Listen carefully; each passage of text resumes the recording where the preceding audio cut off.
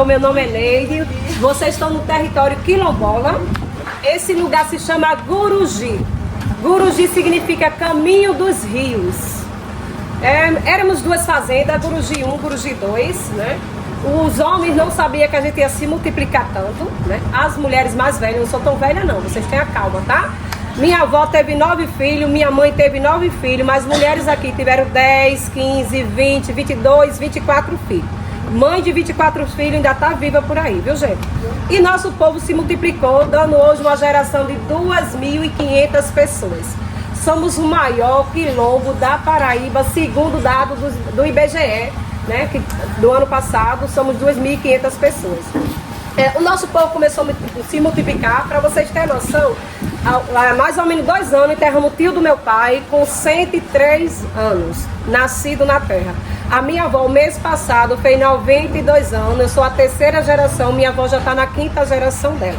E nós nos multiplicamos, moramos aqui atrás, as nossas casas não eram nessa área, aqui atrás, nossas casas aqui atrás, aqui é rio, o nosso rio vai até a praia de Jacumã, né? As nossas casas de lá de palha, de barro, e o INCRA nos prometeu fazer as nossas casas aqui nessa área onde vocês estão aqui.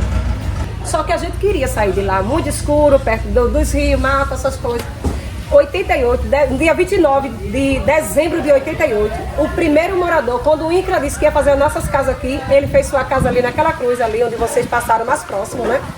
Conhecido como Zé de Lela, e veio com seus 5 filhos, sua esposa, no dia 29 de dezembro de 88, um tiro de 12 no nosso companheiro, e ele, tiro de 12 muito forte, a comunidade escutou, a gente escutou o grito da esposa, dos filhos, a gente saiu correndo, quando a gente chegou, o nosso companheiro já estava morto, né? Após 3 meses, por causa dessa morte, o assassino ele ia ser julgado numa cidade chamada Alhanda. E a comunidade se reuniu, mulher, criança, jovem, e foi para essa cidade clamar por justiça, pois a gente sabia que não ia haver justiça, pois era muito dinheiro envolvido por causa dessas terras. Chegando nessa cidade, o nosso povo foi em cima de caminhões, quando desceu de frente ao posto, que ia ser o fórum do outro lado, o posto de gasolina, do outro lado ia ser o posto, era o fórum. O tio do assassino estava por trás do posto de gasolina, dentro de uma caminhoneta com muitas armas. E quando o nosso povo desceu, aquele homem saiu dirigindo aquela caminhoneta e atirando, onde ele conseguia alcançar braço, boca. Muitas mães desesperadas correram com seus filhos, jogaram seus filhos pelos muros de casa. Muita gente levou tiro na perna, nos braços. Uma companheira do quilombo Ipiranga, outros quilombos eles foram nos ajudar também, como Ipiranga, Barra de Gramame. E uma companheira do quilombo Ipiranga, conhecida como Bila, não conseguiu correr, mas outra morte. Muitos foram para hospitais, alguns mesmo feridos voltaram para casa. A nossa amiga veio dentro de um caixão. E o medo, ele tomou conta, principalmente dessa área. Tomou conta, porque é muito escuro. Não tínhamos na época energia nessa área, muito escuro. E aí eu vou para minha casa, né? Eu criança, e minha mãe, 9 filhos. E o medo. E muitas vezes eu acordava e minha mãe não dormia e eu não entendia por que minha mãe não dormia à noite. E certa vez eu perguntei a ela disse que tinha medo de deixar a gente dentro da casa e esses homens tocar fogo nas nossas casas e ela não conseguir tirar seus filhos para fora. Para vocês terem noção, eu tenho uma irmã de 49, 40, tenho 2 irmãs de 47, que uma de 47 vai 48 agora em dezembro, né? Para vocês terem, e eu tenho 46, cadinha, né? E aí o medo tomou conta, né? Os assassinos foram presos, segundo a justiça pagaram o que dever. O INCRA veio e fez as nossas casas. Muitos dos nossos povos não quiseram vir morar aqui, porque o Guruji, se vocês andarem e for para o Rio, é muitas casas para lá. E os que quiseram vir morar aqui, né? E qual era o futuro para nós, mulheres dessa comunidade? Era casar nova, se encher de filhos, ajudar os esposos na roça. Algumas saem para o capital, para a casa de família, mas não tem direito a estudo, né? E isso se passava de geração em geração. E quando eu falo para vocês de meninas novas, eu não estou falando de jovens, estou falando de pré-adolescente, de 12 anos grávida, de 14 anos grávida, né? Eu tenho as minhas 6 irmãs, só 2, eu e a outra minha irmã que teve filho já depois dos 20. Mas as outras tudo 15, 14 anos. Eu tenho uma prima que hoje ela já está com seus 40 anos, mas quando ela completou 30 anos, ela já tinha 8 filhos. Que os 2 últimos filhos dela já deu hemorragia, que o corpo dela já não suportava mais de gerar filho, né? E isso me esperava as minhas filhas e os futuros que viessem, né? Viemos morar nas nossas casas. Quando foi 2015, o INCRA voltou e juntou dessa área aqui que se chama Agrovila, perguntou se as mulheres queriam fazer um grupo para a gente trabalhar à base das nossas raízes, da nossa lavoura, que a gente trabalha na roça, né? O inhame, a batata, a mandioca. E a gente quis sim, porque a gente já trabalhava com a mandioca, fazendo beiju, fazendo farinha, fazendo a tapioca com a goma. E a gente se juntou debaixo do pé de mangaba. Não sei se todos conhecem a mangaba. Quem não conhecer hoje vai conhecer, vai tomar um suco. Espero que vocês gostem. A nossa fruta é uma fruta nativa nossa aqui, na nossa região. E muitas mães apanhavam essa mangaba e vendiam na capital, né, para criar seus filhos. E muitas crianças foram criadas através dessa mangaba, porque vendia na feira livre, né. E debaixo desse pé de mangaba a gente começou a se reunir. Se vocês dão uma olhadinha, as nossas casas são o mesmo tamanho, muito pequena. E não tinha uma casa que coubesse 25 mulheres para trabalhar com esses produtos. A minha mãe tinha uma área maior e ela nos cedeu. E a gente começou a fabricar esses produtos na casa da minha mãe. E vender nas praias, que aqui 5 minutos você está na praia de Jacumã, na Praia do Amor. E a gente ia vender nas praias, nas comunidades. Isso foi julho de 2015. No mesmo ano, em outubro de 2015... conseguimos juntar R$900 desse salgado que a gente vendia, né? A gente aprendeu a fazer pastel, coxinha, variedade de pão, pão doce, pão salgado, com a base, com as nossas raízes. E a gente conseguiu juntar R$900, gente. A gente ficou maravilhada, porque a gente não tinha visto dinheiro, né, gente? E a gente disse, esse negócio vai dar certo. Vamos trabalhar mais, que esse negócio vai dar certo. E continuamos trabalhando, né, fazendo esse salgado. Só que aí a gente começou a receber encomenda de 2.000 salgados para aniversário. E quando a gente recebeu encomenda de 2.000 salgados, a gente passou a noite todinha fabricando esses salgados. Gente, foi uma loucura, porque recente, né? E eu percebi que minha mãe não estava legal. Eu disse, gente, minha mãe tem algum problema, não sei o que é. E hoje tem nome para tudo, mas na época a gente não sabia, né? Minha mãe tem problema de limpeza, de toque aos extremos. A gente passou a noite todinha fazendo esse salgado na casa da minha mãe, passando batata, passando inhame liquidificador, fazendo massa. Quando amanheceu o dia, minha mãe viu a casa dela bagunçada. Disse, eu quero que vocês tomem sal da minha casa. Não aceitou, porque ela disse que não ia suportar aquela situação dentro da casa dela. Eu disse a ela que eu vou fazer a casa dela um museu, viu? Pra vocês fazerem visita lá. Gente, e aí a gente ficou sem um lugar pra fazer. Só que os nossos pães, mesmo a gente colocando um pouquinho do trigo, a farinha branca, muitas pessoas que têm problema, tolerância à farinha branca, não tem problema quando come. E o pessoal já estava gostando demais, o pessoal dos outros quilombos e da praia, né? Que a gente ia vender nas casas. E ficou sabendo que a gente não tinha lugar pra fazer nossos produtos. E um moço do quilombo Ipiranga nos deu uma casa, nos cedeu para fabricar nossos produtos. Só que para a gente sair da nossa comunidade para essa outra comunidade, 12 quilômetros a pé. E a gente não parou, a gente continuou, ficou. Fabricava os produtos lá, voltava para casa, se organizava e ia para as praias, andar a pé com as meninas, eu pegava as meninas mais novas e a gente ia embora. Gente, nisso a gente conheceu 2 jovens, já chegando em 2016, 2 jovens que eles faziam projeto para mulheres negras, indígenas e quilombolas. E a gente se encaixava nesse programa, é uma ONG de São Paulo, junto com a Coca-Cola, dava um prêmio de R$33 mil. Só que era Bahia, São Paulo, Rio de Janeiro, grupo de mulheres dessa cidade concorrendo. Eu disse, todo mundo conhece a Bahia, todo mundo conhece o Rio de Janeiro e São Paulo. Alguém aqui conhecia Guruji? Só amiga ali. Eu escuto isso de nada. Não, gente, mas Guruji passou em primeiro lugar, ganhando esse prêmio. Não poderia pegar no dinheiro, mas a gente, com esse dinheiro a gente podia comprar lá dentro da cozinha. Depois vocês podem visitar fritadeira, geladeira, armário, freezer, mesa para fazer massas de pão, liquidificador de 10 litros. Quando a gente ganhou esses maquinários, a gente não poderia levar para casa do moço lá, ficou espalhado nas nossas casas e continuamos sofrendo 2 quilômetros para ir, para voltar, ainda andar. Eu disse, não, a gente vai morrer só de andar, não é nem de trabalhar. E eu tive uma ideia, eu juntei as mulheres, eu disse, gente, vamos fazer um empréstimo no banco. E as minhas amigas, 24 mulheres, que minha mãe já não estava mais, né, que era 25, e elas perguntaram se eu estava surtada ou se eu estava doida. Neide, você tá doida? Como é que você quer fazer empréstimo no banco? Porque eu vou voltar para 2015, eu já tinha 2 filhas com 24 anos, trabalhava apanhando acerola, uma caixa de acerola de mais ou menos 25 quilos, se eu enchesse, catasse a acerola, enchesse aquela caixa, alguns pagavam 5, outros pagavam 6 da caixa. E eu tinha um Bolsa Família de R$36 e eu queria fazer um empréstimo no banco. E minhas amigas disseram que eu estava doida. E eu disse, a gente vai fazer, a gente vai trabalhar mais, mas a gente vai conseguir pagar. E nisso elas não queriam, mas eu fiquei sabendo que o governo do estado estava um programa chamado Empreender, que ele dava um projeto para microempresários que estavam começando e eu já estava de olho. Porque se eu tirasse 24 mil no Empreender, eu só ia pagar 8 mil de juros. Se eu fosse para o banco, eu ia pagar o dobro. E eu estava de olho no Empreender, só que eu não sabia chegar onde era a sala do Empreender. Só que o governo do estado, ele ia visitar uma comunidade próxima e a gente foi convidado a levar nossos produtos, contar nossa história para ver se ele aprovava o nosso projeto. E a gente foi para essa comunidade, chegando lá, cada um artesão, as pessoas ganhavam uma mesa. Gente, quando a gente ficou nas mesas, quando o governo do estado vai chegando, né, a comitiva, aqueles carros, o pessoal tudinho, né? E ele foi chegando, visitando cada um, escutando cada um, né, das pessoas que queriam o projeto. E ele foi chegando na nossa mesa, já foi comendo dos nossos pão, comendo do nosso bolo. E olhou para mim e disse assim, por que você não coloca essa comida na merenda escolar? Eu disse, é um sonho. E por que você não realiza esse sonho, mulher? Eu disse, não, ai gente, eu debulhei o que eu acabei de dizer para vocês. Eu sou louca para fazer minha cozinha, somos 24 mulheres, ganhamos o maquinário do Baobá, só que não temos dinheiro para fazer a cozinha. Faça um projeto pra gente. Eu vou fazer que o moço aqui é o governo, né? Ele chama a secretária e diz, volta para essa comunidade, pega o documento dessas meninas e faz o projeto para ela, que os produtos delas são bons. Eu deixei o governo e colei na moça, né, gente? Porque ela ia voltar, o governo não ia voltar mais, né, gente? Gente, eu caprichei numa bandejinha, no capricho, e dei pra moça. As minhas amigas disseram que eu subornei a secretária do governo. Gente, não faz isso. Eu agradei porque eu sabia que ela ia voltar. Gente, isso foi uma quarta-feira. Na segunda-feira a moça já estava de volta, nos procurando. Juntei as mulheres de novo, as 23, comigo 24. E eu disse, agora vamos abrir conta na Caixa Econômica. Eu preciso de 3, eu sou uma delas. E quem é? Aí, Deus me livre, Neide, tu tá doida. Neide, se a gente fazer conta em banco, o banco vai levar o que a gente tem. Gente, eu cruzei o braço e eu queria entender o que as minhas amigas tinham, porque eu não via. Mas ela dizia que tinha alguma coisa que o banco ia levar, só que eu não sabia o que era. E eu queria descobrir o que elas tinham, com medo de perder, né, gente? E elas diziam, Neide, aí tem sempre a gente fala uma vexada, diz, Neide, você tá doida se a gente perder meus filhos, 5 filhos. Eu disse, banco não quer menino.